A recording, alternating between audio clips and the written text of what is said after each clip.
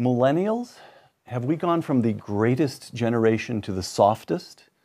With us today, a member of the United States Senate who knows how to turn millennials into adults. Ben Sasse of Nebraska on Uncommon Knowledge now.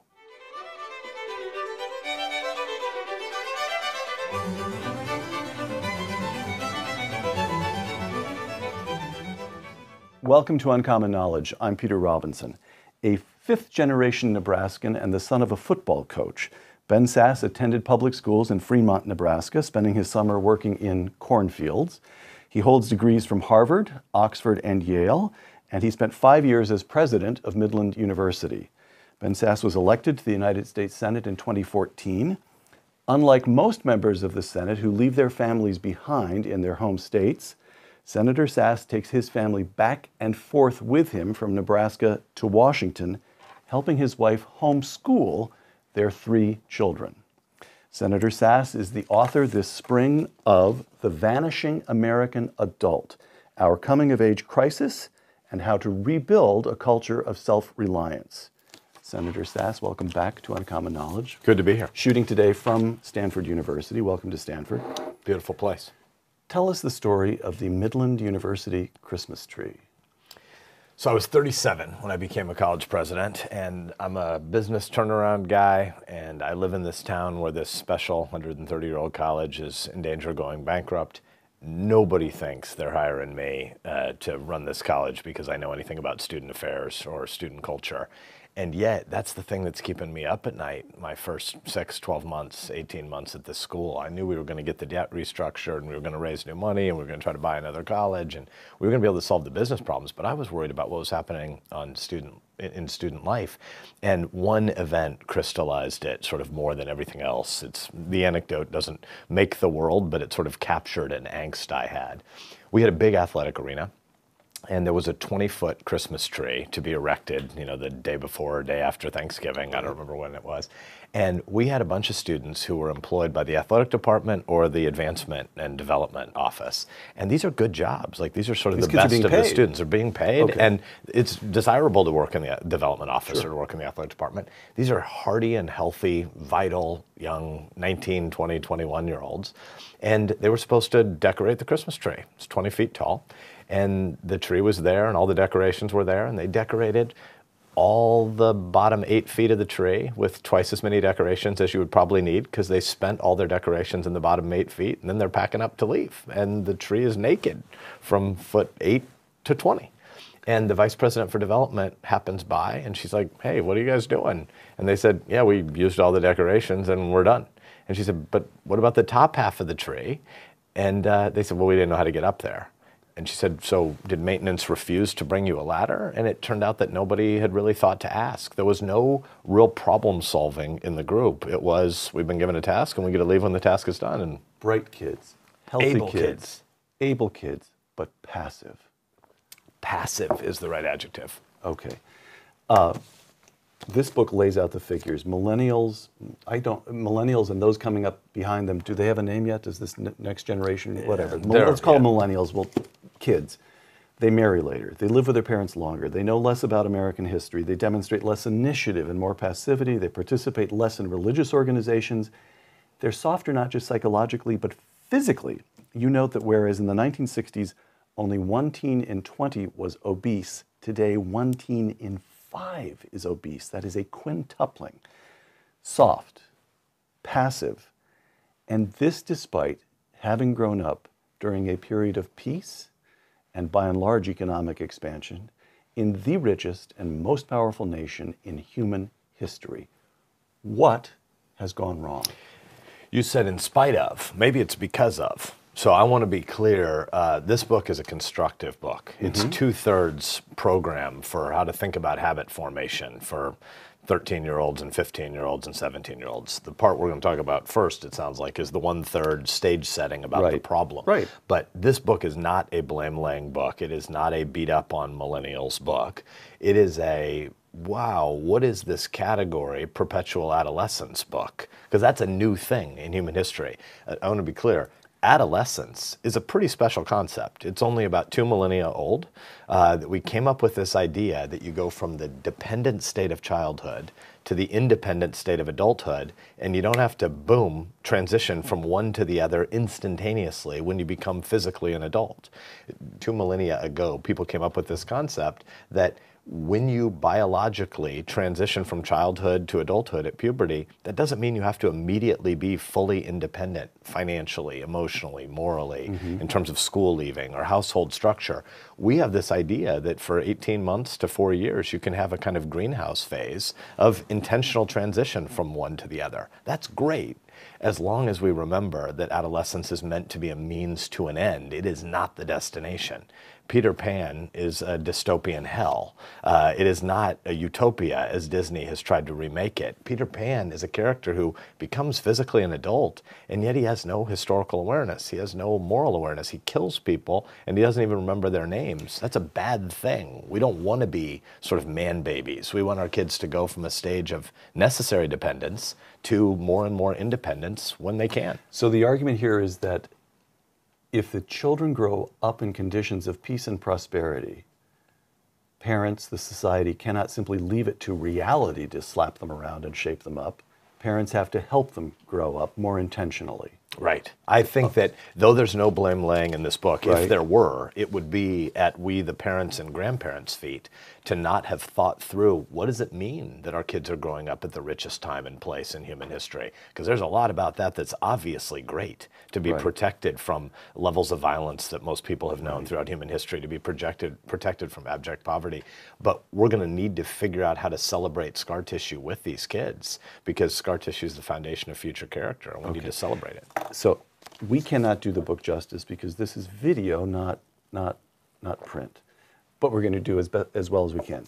As you say, 2/3 of this book, this marvelous book, is it's a kind of handbook on how to help kids grow up into real adults. So let's take a few of your maxims. Discover the body. I'm quoting. Discover the body. Teens need to appreciate the joys of birth and growth and the tragedy of pain and decline. Discover the body. That's your first bit of instruction. Why? Yeah, I wanted to think about, as you transition from childhood to adulthood, it isn't enough to just progress through grades in school. Most people, most times in human history, have had rites of passage. They've had the big hunt. They've had intentional home leaving. They've had first job or first economic self-sufficiency. We've sort of muddled all these markers together. And so what I really care about is when you're 13 versus 15 versus 17, what are these habits? What are the sort of affections and loves? What are the exposures you should have? And so some is about work ethic and limited consumption, et cetera. But one of them is the body is necessary. You need to understand your body intergenerationally, because you go from a state of dependence to independence, but you're ultimately going to decline and become dependent again. And we're raising 15-year-olds that spend almost all of their time with 15-year-olds and 19-year-olds that spend almost all of their time with 19-year-olds. That's really weird historically. No one has ever done that before. If you brought people in a time machine from 300 years ago to 3,000 years ago, and you dropped them in today, I think the main thing they would think is weird about our life at first is just the material surplus. Right. There's a cornucopia of produced goods that they would have known a world of nature and a couple of things that have been built. And our world is just filled with tools and instruments and consumption aids and whatnot. But 30 days past that, I think that people from another place, another time, would think the strangest thing about us is that we live entirely age-segregated lives. Got it. You quote Puritan minister, I'm quoting now, Puritan minister Cotton Mather was severely blunt. Now you're quoting Cotton Mather in your book. Go into burying place, children. You will there see graves as short as yourselves. Yea, you may be at play 1 hour, dead, dead the next, close quote. And you quote that approvingly. It's a winsome book, isn't it? But you're very serious about this point. It's kind of memento mori. You want children to understand. You want children to spend time with grandparents. You want them to spend time with the declining neighbor across the street. You want them to be aware of the way this all ends, even as they're beginning. If our kids are going to be wise, they need to be around people who've actually passed through some years. A 13-year-old is never going to become wise spending all of their time with 13-year-olds. I have 2 teenage daughters. My kids are 15, 13, and 6. Our girls are the teenagers. it hurts when a 13-year-old girl experiences the slight of another 13-year-old girl. Right. And yet, if you know 60-year-olds and 75-year-olds and 90-year-olds, it doesn't hurt quite as much, because probably this moment you're living at is not the be-all and end-all of your whole existence. Right. Ben Sasse and the Vanishing American Adult, develop a work ethic. Tell us about your grandmother, Elda Krebs Sasse. My grandmother was, I don't think she ever clocked in at 100 pounds. You know, she was about 4'11", this tiny woman, and yet had larger than life personality and charisma. And when I was a kid, I used to travel with my grandparents a lot in the back of their car. My grandfather came back from World War II, never went to college himself, but was the business manager of this college for 35 years, the college that I was the president of. Oh, really? Half a century later. And he was the business manager, ultimately kind of CFO type role, but the athletic department reported to him. So he'd travel and go to all the away sporting events, and I'd ride in the back of the old Chevy Impala with my grandparents.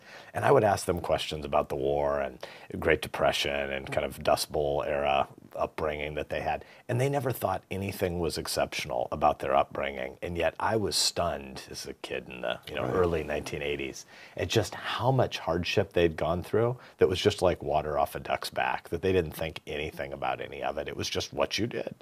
And my grandma had this great story about how my dad's older brother, about 6 years older than he was born, Grandma was pregnant when Grandpa left for the war, and then my uncle Roger was born while Grandpa was away at the war. And Grandma and Grandpa had just leased some property. They grew up on a farm. Grandpa was the hired man. They're only a year apart in age, but they met as teenagers when Grandpa was the hired man on my grandma's parents' farm. They had leased some property, and they were going to start farming. And Grandma had grown up around farms, but she'd never driven a tractor. And all of a sudden, her husband's away at war. She's giving birth. They have new land. There's planting and harvesting to be done, and she had to figure out how to do it. And so she had this leased property, and she had a borrowed tractor, and she figured out a way to take my uncle's bassinet and attach it to the side of the John Deere tractor, and she taught herself how to plow and harvest. And I thought this was stunning as a 10-year-old kid. And Grandma was always amazed that I wanted her to tell me the story again and again, because she just thought it was necessity is the mother of invention. Okay. Now, here's what I need to ask you to do. Please persuade me that this book, written by a fifth-generation Nebraskan, which is filled with stories, not filled with stories, I don't want to be, but there's a number of stories about your grandparents, your own upbringing, as of course there should be, about your kids, what is it, detasseling corn. You have to persuade me that this isn't in some way a lament for a lost agrarian way of life that characterized America through almost all of its history, and that you, in your generation and where you grew up in Nebraska, you saw the last glimmerings of this way of life, and that you, young man though you may be, are filled with nostalgia. Secretly a fuddy-duddy. Well, you and Thomas Jefferson, oh no, we're not all farmers anymore, the country can't work anymore. So get over that, address that critique, or that thought in the back of a reader's mind. So let's locate ourselves in economic history for a minute. Hunter-gatherers, agrarianism, industrialization, the big tool economy, and whatever this thing is that we're entering now, the mobile economy, the digital economy, IT economy, service economy. Sociologists are throwing in the towel. They're just calling it the post-industrial economy. It's kind of a weird thing to name something. We don't refer to industrialization as the as the de-agriculturalization of America. It's not just the push from the farm that was technological substitution for labor that made it more efficient. It was also the pull of factories and cities, mass urbanization, mass immigration. We're going through a transition that is pretty unique in human history. We didn't have alphabets when hunter-gatherers settled down and began to farm. So I think the only analog for the economic disruption we're going through, and frankly what I care about even more than the economic disruption, is the social network and human capital implications for neighborliness of this moment. I think the only analog we have to this moment is the progressive era, where people are leaving the farm, moving to the city, and there is bipartisan panic in America that America can't long endure. Democrat Woodrow Wilson, Republican Teddy Roosevelt, this won't work because you won't have transparency and virtue and neighborliness. They were wrong. We ended up recreating a kind of human capital in the cities. Urban ethnic neighborhoods were every bit as neighborly and accountable as the Tocquevillian village had been. But there was a massive disruption en route to figuring out what human capital looked like in the cities again. I think we're going through an analogous disruption in the nature of work now, but probably even more than what they went through, because we're going to have a shrinking of the average duration at a job that probably accelerates forevermore. Hunter-gatherers and farmers, they didn't choose jobs. They just became 8 or 10 or 12, and they did more of what their parents and grandparents did. When you went from the farm to the city, you had a massive disruption. 15 to 25-year-old males went to the city, and they had to get a job, and it was hugely unsettling for everybody's social structure. But once you got a job, you tended to keep it till death or retirement. What we're going through now is what they panicked we were going through back then, which is ever more rapid disintermediation, not just of jobs, but of firms and of industries. Right. And so this is not agrarian romanticism. It is an awareness that if you separate work from the household, as we've done, and so kids come of age with lots of material surplus and very little exposure to production. Right. You're going to have to create something that's going to feel a little bit artificial, but that is a structured way of habit forming that build a work ethic even when necessity didn't mandate it. Okay, so tell me then, we've got changed economic circumstances. We're going through, the country's been through something like this once before, and we're going through a huge something again. Yep. But your argument is that there are certain virtues that children need to learn, that American children in particular need to learn, that remain the same from the founding. Thomas Jefferson would recognize what you're talking about in this book, although he believed in an agrarian America, we've been in an industrial America, and now we're entering some third kind. Why do you argue in particular that there are certain virtues that Americans need to learn to make this republic work? Explain that line of thought, which runs through the whole book. America is premised on a few ideas. One is universal human dignity. We believe that people are created with dignity, and that those natural rights are things that government exists to secure. Government is not the author or the source of those rights. So we believe government is limited because we think rights are prior to government. We believe a whole bunch of pre-political things. We believe that happiness is something that people have the right to pursue, and frankly, that can't be secured by compulsion. We believe that production is... That people have the right to pursue happiness, and that is the only way to achieve it, by pursuing it on your own.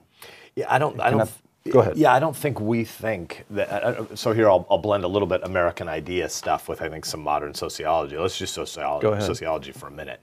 I am solidly Aristotelian. Like, one argument in this book is some slight anti-Platonism, but I don't want to scare people away. You're very with gentle philosophical right, okay, interests. But I think social science is now bearing out a lot of what Aristotle understood about, you know, the sort of way that nouns and verbs get wrapped up together in habit formation. You can't decide who you want to be in the long term, and your time is often occupied in the short term. You make decisions about the medium term, and the medium term decisions you make about what to pursue end up creating short term tasks and duties and time expenditures in your life, and those things end up becoming habits, and those habits define your long term character, right? And I think modern social science shows us that production makes people happy, consumption doesn't. And right now, our kids are not being raised with an instinctive, in-the-belly exposure to a distinction between production and consumption. We're occupying our kids' time with schooling and progression through grades as if that's their work. And then when they're not in school, it's just different types of consumption. We don't sort of burden them with having to understand the distinction between needs and wants. Well, that kind of burdening with them is a real serious kind of love, because if you help your kids understand that one of the things that defines whether or not you're happy in life is earned success, it's a sort of a numerator of needs met over a denominator of perceived needs. One way to be happy in life is to get more stuff into the numerator, but it's not a very fruitful path. It's not very reliable. A much more reliable way to be happy in life is to guard against expanding the denominator of your perceived needs very far. And it turns out healthy people tend to know the difference between the word need and the word want. And we're raising a lot of kids right now with appetites that feel fairly limitless because we're teaching them that more and more consumption might fulfill them, but it's not true. It doesn't bear out in wise lives of older people or in any of the literature we have. I'd like to stay with the nature of the American Republic for just a moment longer. The Vanishing American Adult, quote, material abundance can make us freer and less dependent, obviously, but simultaneously more lonely and isolated. And here is one of the most striking sentences in the book.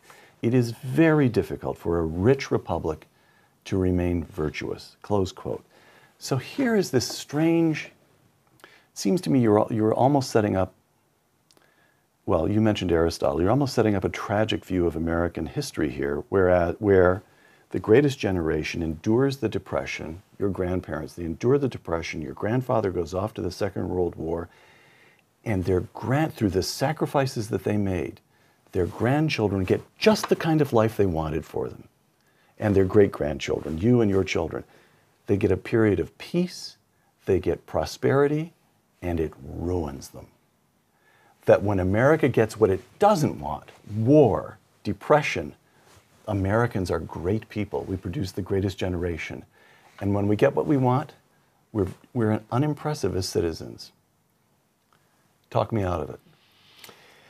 Well, if you look at inherited wealth around the world, people who figure out how to manage that inherited wealth without growing their kids' appetites, turning it into actual investments, it can work out well. But if you become consumers in the next generation, there's danger in that, right? It's natural that there should be a cycle of production, wealth creation, and then recreation or leisure. By the way, there's an important historical debate about why the word recreation is more virtuous than the word leisure, because it's cyclically driving you back to productivity again. I want to be revivified, but to get back to work, to live a life of gratitude by serving my neighbor again. It's natural that inside any family or any individual, or maybe even any generation, that production leads to wealth, leads to recreation. But if it slides across generations and people in the second and the third generation are just living off of inherited wealth from production past, there's something lacking in their lives that is unsatisfying for them. There's tons of data that shows that one of the highest correlates to happiness in life is whether or not you do work that you think anybody needs. Not at the end of the day, do my knees hurt, or my ankles, or my back, or do I think I made enough money, or was there some annoying jackwagon 3 cubicles over who talks loudly? But do I think somebody needs me? If Monday morning or whatever day of the week you go and start your work, there's a place that you need to go because someone needs your work, you have worth and you have dignity and you have self-esteem. And just consuming more can't replace that. So I do think there is a danger in becoming so wealthy that we forget to inculcate those habits of productivity that lead to happiness. All right. So one of the other maxims here, learn how to read and decide what to read. Reading done well is not a passive activity like sitting in front of a screen. Close quote. Senator, kids these days, smartphones, computer screens, 75-inch flat panel televisions, and you want them to turn off the screens and pick up books. Now, lost causes can be noble, but I'd really love to hear you persuade me that this isn't a lost cause. Well, I'll grant you the nobility. Well, let's do a little history for a minute. I think if you have one true founder of America, if there's a sine qua non that if you didn't have this guy or gal, you couldn't get America, I think it's Gutenberg. So our founders believed that the habits of mass literacy produce a world where you've got competing printing presses, and it's competing printing presses that get to sort of healthy skepticism of authority that leads to cultural pluralism, that leads to a freedom of the press, speech, assembly, religion, protest. America is predicated on the habits of mind of decentralized power, where individuals who are created with dignity, where families are making lots of decisions for themselves.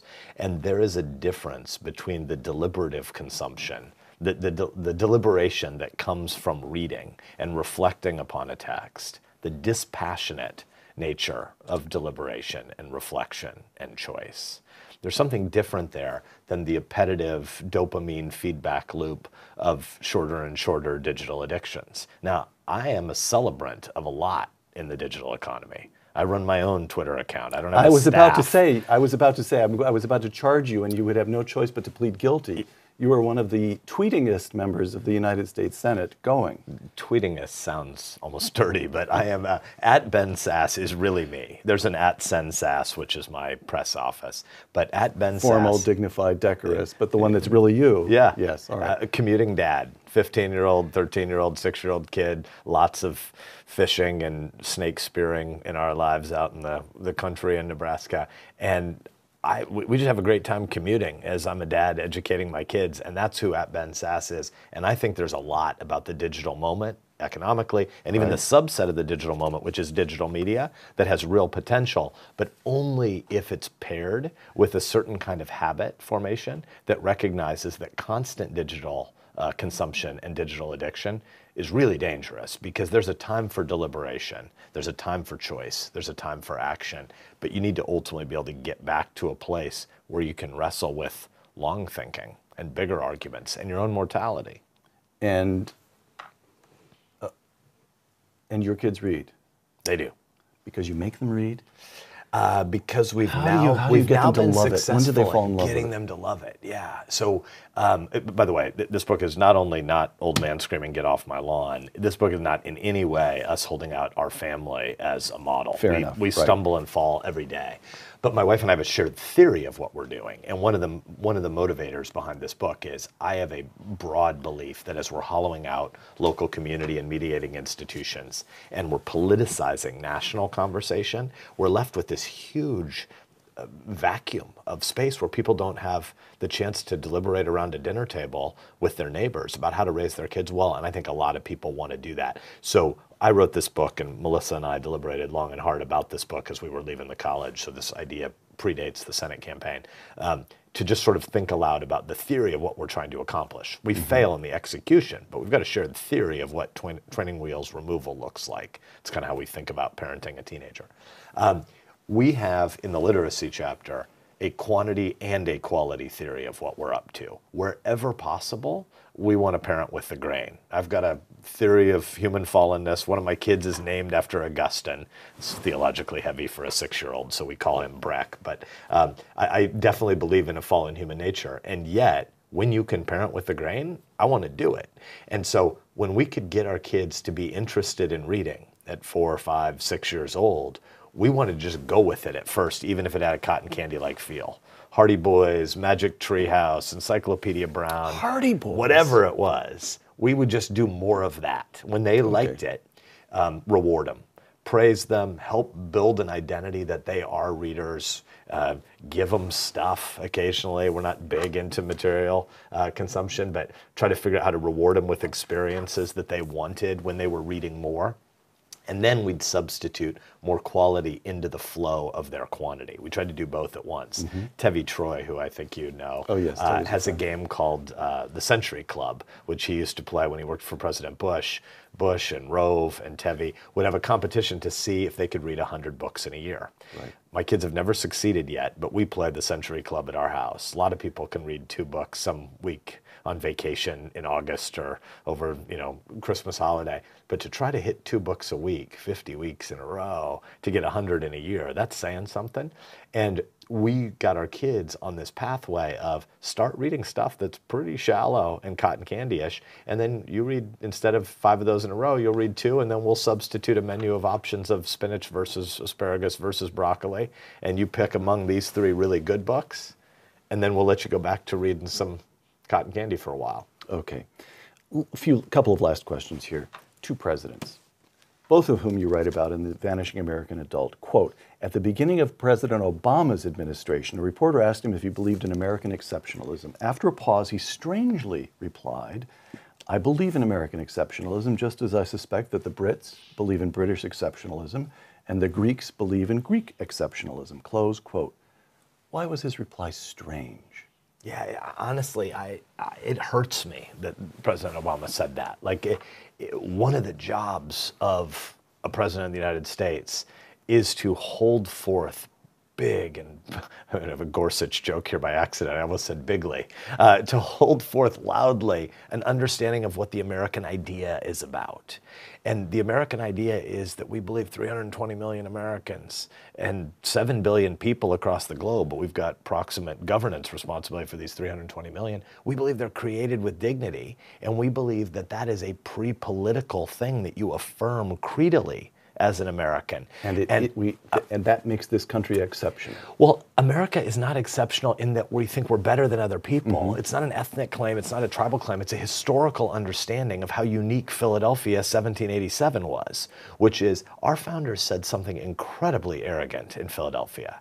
Most people, most places in all of human history have been wrong, our founders said. Government isn't the author or source of your rights.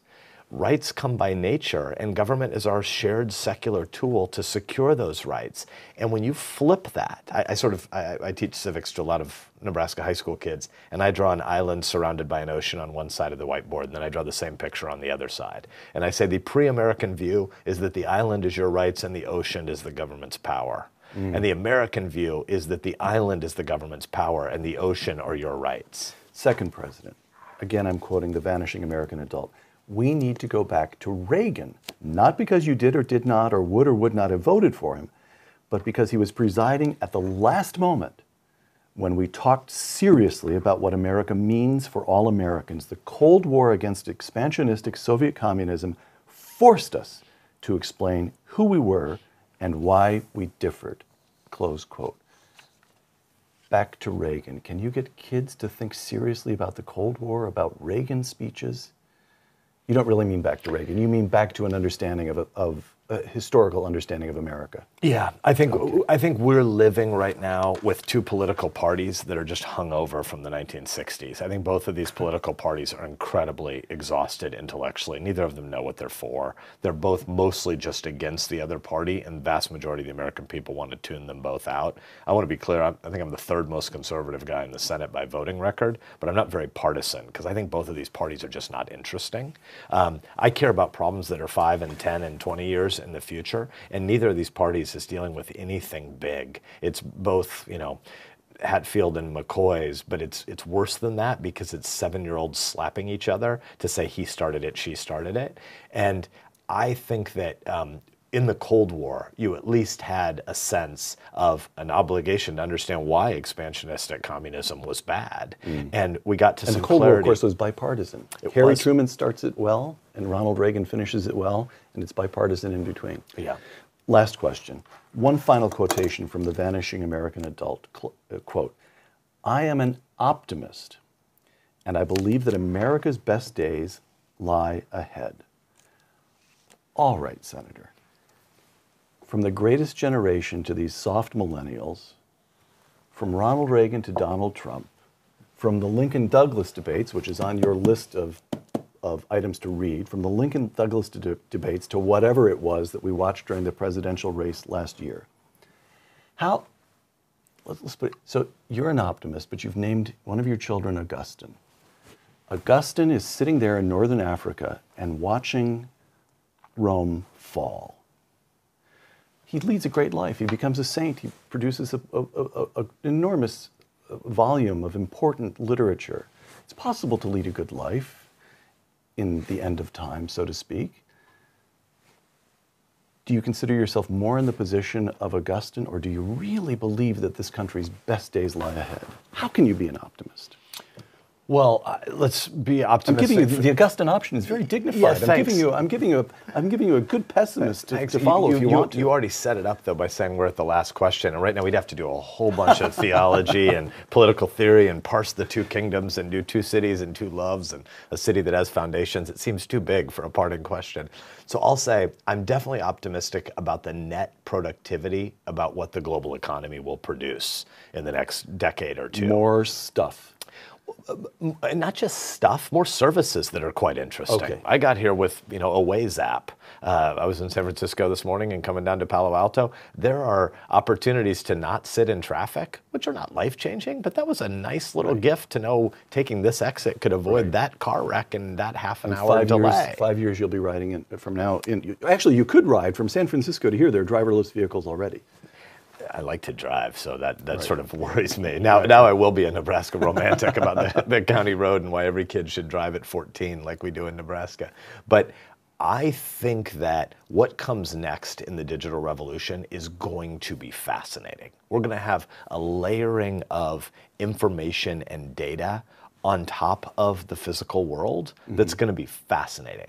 What I'm not sure about is that the benefits of that are going to redound to the median worker and the median family right now. And that I'm scared about, because I don't think we're thinking at all about the disruption in the nature of work. Larry Summers talks about how 7.2 billion people on Earth, maybe you got 4.5 billion workers today. We're going to go to 9 billion people on this planet by the year 2050. And you might go to a place where you only need 4 billion, 3.5 billion, 3 billion workers to more than meet the needs for all 9 billion people. Well, guess what? Work isn't just about how you put bread on the table.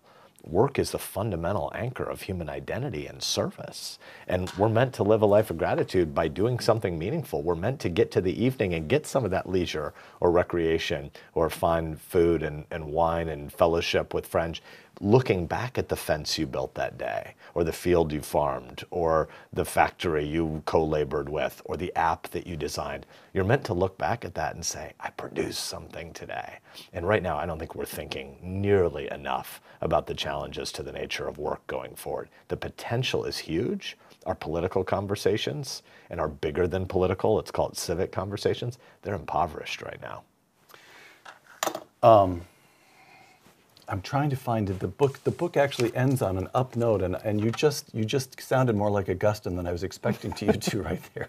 So the notion is what? The notion is you need to teach your children these virtues so that they can become good Americans, so that they can continue the chain, so to speak. You're very conscious of American history, and as you've demonstrated a couple of times here, you're happy to go back to Aristotle at the slightest provocation, but also because something big and actually a little bit alarming is coming at these kids.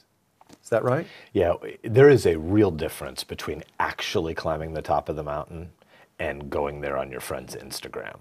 And right now we're doing a disservice to our kids by pretending that a more sedentary, passive life might fulfill them. It's not true. We need a crazy Uncle Teddy Roosevelt in our life, and I want kids to become intoxicated with all that they can travel to through literature, across space, into other cultures by learning to produce. There's a lot of opportunity for our kids, but we need a different conversation about how to raise them, and passively allowing them to be peer segregated into a more sedentary posture. It's not going to be satisfying for them or for the Republic. Senator Ben Sasse of Nebraska, America's crazy uncle in the 21st century, and the author of The Vanishing American Adult, Our Coming of Age Crisis, and How to Rebuild a Culture of Self-Reliance. Thank you. Thank you. For Uncommon Knowledge and the Hoover Institution, I'm Peter Robinson.